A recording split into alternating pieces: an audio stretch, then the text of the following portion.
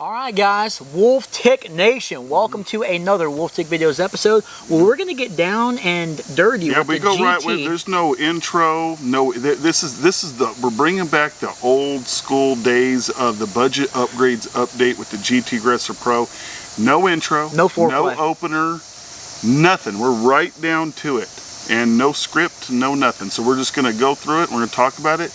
And what I want to do something new is I just got done doing a real-time review on the bike, so whenever we hit something, I might jump over to go into the Cat's Meow here in Hot Springs, Arkansas. I might jump over on the real-time review, so make sure you guys just stick around. This has been a long time. Like, we used to do these probably every 2-3 months. I think we used to do them, and they were always good. I mean, back then it was GT heavy channel. And it's something that a lot of the old school people used to ask, hey, when are you ever going to do an update on the GT, the original GT Aggressor Pro? Yeah, this is the bike that started the whole channel, guys. Exactly. You know, I mean, and this right here is kind of where it started, was with these types of videos. And everybody knows the only thing stock on the GT Aggressor Pro pretty much is the frame. I mean, we have taken this thing down, the frame and the Seatpost tube. Seatpost clamp. Yeah, we have taken this thing down multiple times, built it up with a whole bunch of different stuff, and we talk about it all the time. This is the derailleur hangers, I think, still. Yeah, I think that's stock. But I mean, this bike is one of, it's got to be the toughest bike that we have on the channel, and it has been around, stuck around. It got set with me a little while ago out there on the trail. So it's the GT Aggressor Pro, one of the favorite bikes on the channel, 27.5 medium. Some people argued that the bike's a little bit too big for me. I always thought it was, you used to swear it was almost too small for you, but that's before you really knew what you were talking about. I don't know, when I get on that bike though, when I ride that bike, it just seems like I'm at home, you know, like I'm just so familiar with that bike. It's so, I mean, that's what I learned everything on, you know, working on the bike included. So where do you want to start out with the GT Aggressor Pro? Well, we're going to have to go through the whole thing and we're losing light, so let's just get into it. First thing I want to talk about is the group set. All right, this is one of the most budget group sets during its time when we purchased it. Acolyte that we purchased. It was like $79. Right? Yeah, original Acolyte's got the 12 to 42 or 46 tooth micro shift cassette on there. It's got a chain stabilizer, which is basically micro shift's clutch, if you will. And we also have the big old gaudy micro shift shifter. Okay. Well, you think all shifters are gaudy? 1x8 speed, 46 tooth is definitely enough. You know, when that it's got a 30-tooth chain ring. Right? Yeah, 30-tooth round chain or oval chain ring. You know, when that group set first came out, and it's had a resurgence here recently. When that group set first came out, everybody says, "Well, that's for junior bikes. That's for kids' bikes. What are you doing installing that? You guys don't know what you're doing. GT Aggressor Pro can't be upgraded." I don't remember all that. I remember a couple of people mentioning it because I think the original marketing showed it on juniors bikes, you know, or something. So we got it, you know, and that thing has been pretty solid up until this point. Something acting up right now is the micro shift group set. It's not wanting to shift towards, not wanting to shift at all, crazy, towards like 8th gear. You know, and this has the chain tensioner on there. I don't know if that has something to do with it, if it's putting too much tension or what, but this is really the first time it's acted up. I'm gonna turn it off. Turn it off and see if that makes a difference. It's acting so weird. I've never had a group set act like this. It almost acts like the cable is getting stuck inside the housing or something. Every time I go to shift towards 8th gear, which should be the easiest one because that's the most tension it's got on it, it doesn't want to shift. It goes like 6th, 7th, and 8th are great. Or I mean, 3rd, 2nd, and 1st are great when I'm climbing, but it starts to fall flat on its face when it goes the other way. So I took the chain stabilizer off. You think that has to do with the cable and the housing now? You know, I think it does, and the reason why is because I'm having the exact same problem on the Ledge X1, which is also an older Acolyte. And I don't think it's just a coincidence. I think it's that group set. Something's up with it. You think so? You don't think it's? I think what we need to do is change the cable and the housing to see if it doesn't make a difference. Yeah. So that way we know if the group set is starting to fail or if it is just, you know. I mean, there could be stuff on there for about 3 years, you know. There could be stuff wore out. Yeah, you guys have to look back. I don't know what the last date of video we put out on the GT. I don't know, but whenever we do ride that thing and we're putting it through its paces, like that group set is notorious for being super quiet, super budget, and easy to install, and just a super good group set. So up until this point, it's been like 3 years it's been on there, but it's finally starting to act up. So if that means anything, that's going to be it. We've got the world famous red IXF Crankset on this bike. Yeah. I remember back in the day we installed that thing. Did we go through some spacers? And I remember ordering that thing, and I remember it was only available in red at the time. Yeah. And it was like, well, we can just paint it. So we got it in. You couldn't wait to put it on, so you're like, well, I'm just going to put it on like this for now, and then we'll ask the Wolf Tech Nation which color we should paint it. I remember Berserker was one of the first commenters saying you need to paint it black or something like that. Yeah, and it was like, you know, after we put it on there and we went out a few times, it was the first time we ever got recognized off our channel. Yeah. And they recognized it because of the bike first, because it was on the back of the truck. And they recognized it first because of the red crankset.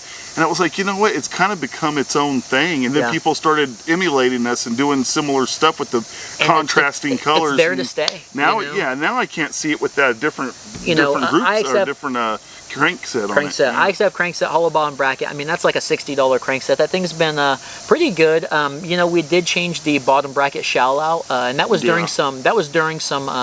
What do you call that? Some maintenance on the bike. So, and I think we found a crack in one of the spacers or the shell. Was that on the GT? No, there was one a while back on it, and I think it was something to do with one of the spacers or the shell. There was a crack or something. I thought that was on a different bike. I guess it was on Gummy Worm too, but this is, so we found that out. We fixed that, and that's really been the only thing. And look, I don't care if it's a medium, a large, extra large. Figure out what your spacing needs to be on the IXF Crankset, because all bikes are different, all setups are different, all cogs on your cassette are different. I understand there's people that have formulas and they say, well, if it's this millimeter, that, and if it's this kind of bike or this size bottom bracket and this and that, I get it. I get it. If you have a formula and it works for you, that's great. But my thing is, I don't get caught up on that, because I know we have like 60 bikes now, and we've done a lot of cranksets, and you can't go by the book on it all the time. Sometimes it's a little different. You gotta do what works. You just do what works, and don't get caught up on all the nonsense. If you want to take someone's formula that says it's proven and try it, then try it. And if it works for you, great. And if it don't get all upset, because I'm telling you, we've tried it that way, and it failed on us a couple times on different bikes. And you guys can go back. So, I mean, we've got like what do we have spacer-wise on that? One drive side? Let me look at it real quick. We got like 10 or 12 videos on group sets, on cranksets alone. Go back and watch them and check them out. I'm going to say this number and we're going to move on. All right, we've got 2 spacers on the non-drive side. Okay, see, this is different than what most people, this is different than on a lot of the bikes we have. 2 spacers, so this is 2 spacers, non-drive side, none on the drive side? Yep. See, and most people say it's 1 on the drive side and none, and then it depends on where you mount the chain ring and all that. It's just, there's no absolute. So just do what works for you. Do what works for you. That's the easy way. Now, next thing let's talk about real quick are the pedals, okay? Or let's talk about the points of contact. Pedals, RaceFace, chesters. We never came to a conclusion. The group said we still need to replace the cable and make sure and see if the we can do that. Yeah, we can do that. I mean, but what I want to do, my way is like, well, let's just get a new group set on it. I know, but see, then we can't give a long-term review on it. Yeah. So after 3 years, the Acolyte's acting up.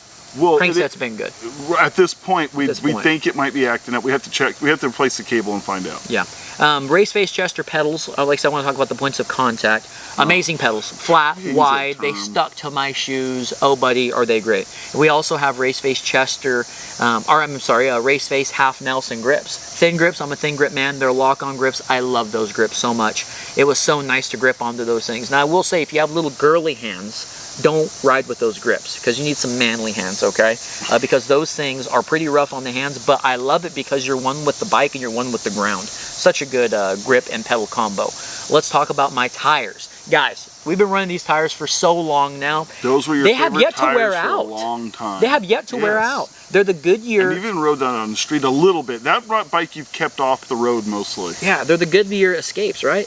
Yeah. 27.5 by 2.8. They're tubeless compatible. We discovered those back when they were super cheap. What were they, like 25 bucks? I think they might have been cheaper. I can't remember. They were super cheap, but they were like, yeah, it was super cheap. Amazing tires, guys. Very budget. The medium frame, now, speaking about the tires, is we would not recommend a 2.8 or a 2.6. These are 2.6s. You said you would go 2.4 max on the medium frame. medium and below, medium and small, I would say 2.4. And if you guys are wondering, go back and check out the GT Aggressor Pro. Go check out the GT Aggressor Pro Small that we got, the 2023-2024 edition, because we go through a tire test on what you can fit in the rear. So if you have a new frame, then go back and watch that episode, okay? But this one here actually was able to fit a 2.6, and there are some parts on that frame that are a little bit rubbed on.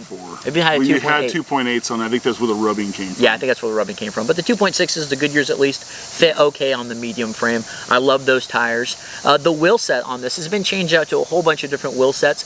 Right now, the very cool thing is we actually have a stock. It's bone stock. Bone stock, All-Terra rims on this double insulated rims. Double insulated, and it's in tubeless configuration. It's tubeless configuration, tubeless on budget tubeless, and the cool thing about it is, you know, these rims originally were drilled out for the Presta, and so it allows you to get a Presta valve, right, bam, tubeless Presta valve, and screw it inside there, and you're good to go. With some rim tape, we also have that video as well with some sealant. And I will say this. A messy job. You've had to put sealant in it, I think, a total of 3 times. I put some in last night. Yeah, you know? A total of 3 times you've had to put sealant in it.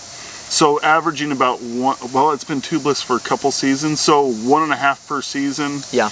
On maintenance, that's why we can't do a bunch of bikes in tubeless. And it hurts my feelings to go in there and see it flat, and then have to go through it again. Yeah, it's not great. That's why I always say, if you're going to go tubeless, do it right. You know, do tubeless rims and tubeless tires, because if you try to do it the wrong way, it's But the cool thing, you know, is we showed you that a stock wheel set can be converted, a stock GT Aggressor Pro wheel set. And the great thing about this wheel set, guys, is this is a super tough wheel set, you know. It's a very tough wheel set. I've only bent one rim. For a stock wheel set, it's pretty tough. Maybe 2 rims. I don't know. I bent some rims, but the rims are You've bent a few rims. Yeah, very tough on this bike. I think you tacoed a rim. Yeah, I did taco a rim. That was a nasty crash, by the way. Now let's see what else we got going on this bike. We've got some of my favorite brake calipers and rotors combo that I just went over the bar. You know what I'm saying? These right here are Shimano MT420 4-piston brakes with Clark rotors, 180s. Did you forget how good they were? Yeah. I was kind of talking like the GT misses us and all this stuff, and then bam, I went over the bars. It was crazy. Like the GT was upset with me that I don't ride it every day. It's butter, baby. That fork, the Enix. Oh, I just went over. I'm complimenting. I'm complimenting the bike. I'm complimenting you, baby. Yeah. It's in the rotation. And guys, these brakes and brake pads, everything is the same. I don't even think we haven't even bled these yet, have we? The 420s we did once. Did we? We bled them one time, but they still had the exact same pads from 3 or 2 years ago. Yeah, the 420s have been. That's why I always say that because you said the Tektros were your top, and I said the 420s were my top. I think MT420s will put you over the bar. You have to get some ABS going with the fingers because they are dangerous. Then we'll put you over the bar.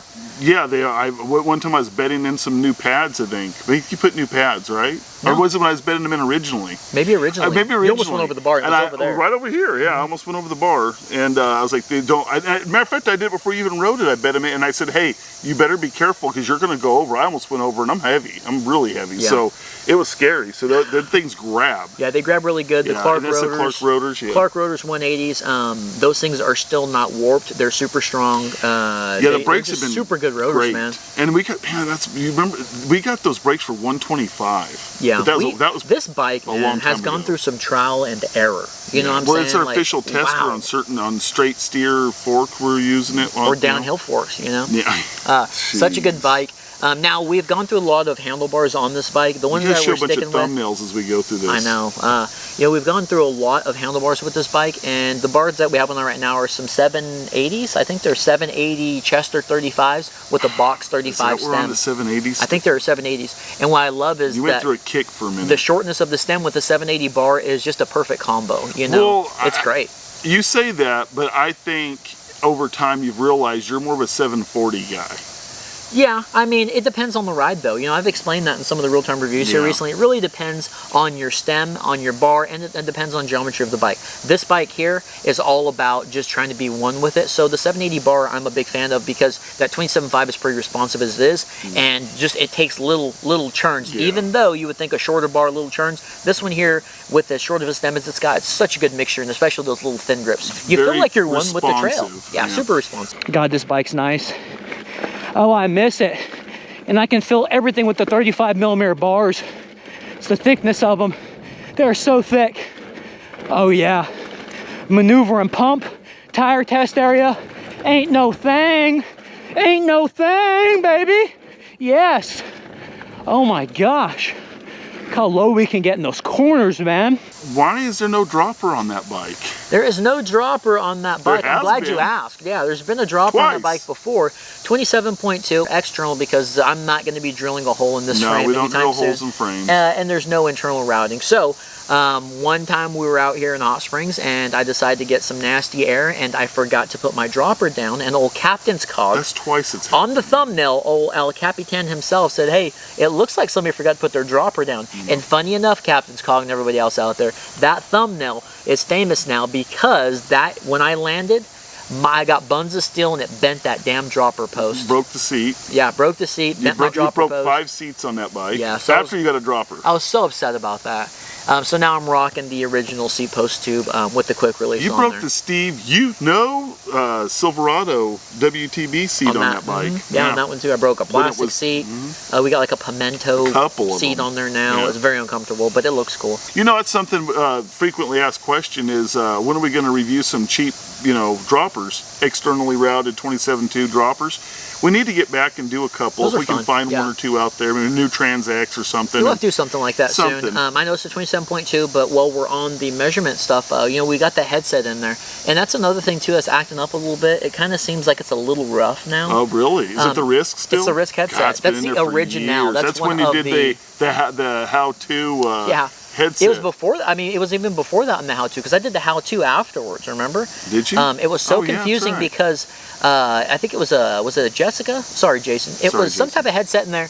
But I remember going through the process of trying to find the proper headset. Like, I had no clue, was it out or was it in? You were ordering all kinds of stuff. I was so confused. We had so many headsets at once. Yeah, you had no idea what you were doing. No. And you were ordering, and that's before I ordered everything.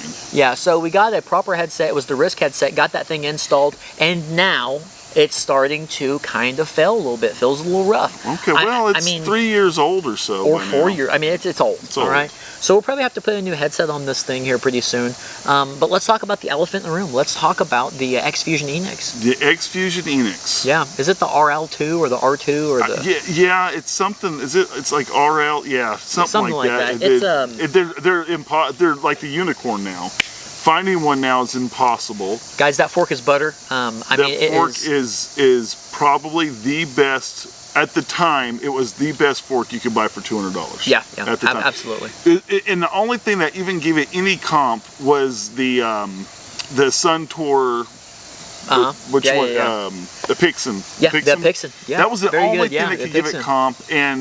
But the Enix was Carson Brooks is the one that got us turned on to the Enix. Yep. And it was like, man, that was the first time you were really wowed by a fork. Yeah, super wowed. You guys go back and check out the budget video on the forks when we rate them and all that, or the real-time review on that fork. That fork's amazing. There's so many good forks out there now for close to that price range. Yeah, but that one right there kind of started it all. Yeah. That one there is definitely a classic. No, you can't buy it from us. No. I was saying we put like 77 PSI in that fork a while back. Kept it on the shelf, took it off the bike, put it on another bike, took it off, let it sit there for a while, put it on there. It's at 77 still. Wow. It is, we put some fork grease on it or some lube on it, every now and then, whenever we're maintaining stuff. But that fork is just it's the bomb, man. That fork is awesome. I'm so glad it's back on that bike. It was off there for a while because the GT Aggressor Pro is one of those bikes that we test a whole bunch of forks on. Yeah. And then you start going, man, I need to ride that GT Aggressor Pro with that fork on it again. And you go, well, we got this fork to ride. So that's one of the things when we were talking about the other day that's always changing about our channel is we don't ever just get to have one bike and ride that bike for how it is. because all of our bikes, we use them in so many different ways. We get so many different parts and we've got to test and we rotate. And that's the thing, you know, and that's where the GT Aggressor Pro came in, and it still has to today, and I wish more people to understand is we have a YouTube channel. We're not out there trying to find the perfect combo for a bike and then leave it like that. Yeah, that's not what we're doing. We are trying to show you guys what you can get and share it with our and find out for ourselves. Yeah, and share with us and you, everybody, our experience with those products and see how it goes. I mean, it's a YouTube channel, you know. The GT is the only bike besides the Patron stuff that you ride when we're not filming, it seems like. I mean, it's either the GT or some of the Patron bikes. Well, the Gummy Worm we put on the channel now, but then there's Chong that's going to be some behind the scenes. Yeah. But I mean, that's the only bikes that you really ride a lot off camera. Some others you do ride a little, but the GT is the #1 off camera bike. And what tripped me out, you know, you kind of mentioned it earlier, the GT Aggressor Pro is the bike that's a sleeper, because I'll put it in the back of that truck and somebody will walk by and go, "Oh, it's Wolf Tick Video, guys," and they'll go, "Oh my God, is that the GT?" And it's so cool hearing people go, "Oh man, that's the GT Aggressor Pro." It's like we got like 3 or 4 brand new bikes in the back of the truck, but that's the one that they want to look at. Well, because that's the one. That's the one that has all the, you know, it's got the wow factor because it's the original bike that we put on the channel so much. It was like if we ever did a Wolf Tick museum, it's the first big exhibit. Oh, absolutely, yeah. I mean, but that's the bike. I don't think there's a Wolf Tick museum in the works, but if there was. Might be. But man, everything is just held up pretty well. I mean, you know, barring what we've talked about, but everything back in its original form. It's been a great bike, you know. It really has. Again, you know, we learned everything working on bikes on the GT Aggressor Pro pretty much, and it's been an awesome project, and it's still going to be going on. And we have that 27.5 small frame GT Aggressor Pro now. And having fun with that. Yeah, having fun with that. You definitely found out you do prefer the small after I do, but then I get on that bike and I get off of it and I go, damn, I love that bike. You wreck and then yeah, I get on that bike, I fall, and then I come back down here and then I'm like, damn, I love that bike. You know, it's just it's always got a special place, you know. Yeah. But yeah, so hopefully you guys enjoyed the this, and then going back and showing you guys some of the highlights on the trail. Hopefully, let us know what you think about it in the comments on that. I've always kind of worried about putting a video together where it's had that compoundness to it. Yeah, but I think it was time. I mean, we needed a new version of the budget upgrades update. There's everything on that bike is budget. That's the best thing about that bike. Everything on the most expensive thing is the fork at 200 and then the brakes at 125. You know, everything else is, I mean, those are budget. You know, so that's what's great about that bike. It's the original budget build. Yeah, $60 cranks, $25 tires, $79 group set, you know, $15 seat, $60 bars, probably the most expensive thing on there, $35 stem, $22 grips, $125 brakes. I mean, it's all that, you know. Yeah. But Wolf Tick Nation, appreciate you guys watching this throwback episode. Something that's needed to be done for a while. Yeah. We do have, finally, I can say, we kind of have a little bit of failures or some worn out parts, you know. Well, we'll see. Yeah. Maintenance is not our best forte. No. You guys have 60 bikes and do maintenance on all of them. It's a little hard, but and we gotta have this. We're gonna revisit some of the older bikes. In the comments, why don't you guys let us know? Hey, what about that bike you used to have? Let us know some bikes you'd like to see revisited. I know people are okay, well, I'd like to have more than one comment. Like, if we get 5 or 6 people, if there's a certain bike 5 or 6 different people want us to bring out, rewrite it, there's a lot of talk them, guys. about it, maintenance it. Let us know in the comments. Some of you OGs on the channel that remember the older bikes, or you've seen them before. Let us know which ones you'd like for us to bring back. Maybe once a month we'll try to do one of these. That'd be kind of fun. Yeah, it'd be fun. All right, guys. Well, Wolf Tick Nation, we're going to get out of here. It's been a long day. If you guys would like to help support the channel, support builds like the GT Aggressor Pro, and support a cool group that you got going on here, old father and son combo action, you guys can buy us a cup of coffee. All right, you can send some PayPal money our way. Everything helps out. If you want to help the channel. Yeah, if you want to help us keep making this stuff. I mean, you know, fuel is expensive right now, guys. And we're out at the trails every weekend, it seems like. Our time is expensive. We also would like to give a big old shout out to each and every one of our patrons. We're going to put you guys up there now. Man, you guys really help keep us going. Patrons, thank you guys so much. Hopefully you guys are enjoying all of the new content we have out on Patreon. And for everybody else out there, if you guys want to become a patron, why don't you guys go ahead and check out that link below. I highly advise you not if you're easily offended. Yeah, because it's not for everybody. Not for everybody. But You can always help in other ways, like using affiliate links or using, or like I said, the PayPal or coffees. We appreciate all of the support. And what you don't have to do any of that. All you got to do is like, subscribe, and watch the videos. Try to watch them in full if you can. And that's good enough. That's all you have to do. If you want to do more, thank you. But if you don't, thank you anyway. You know, we appreciate it. All right, guys. We'll see you on the next episode. Yeah. Thanks for watching. Yeah.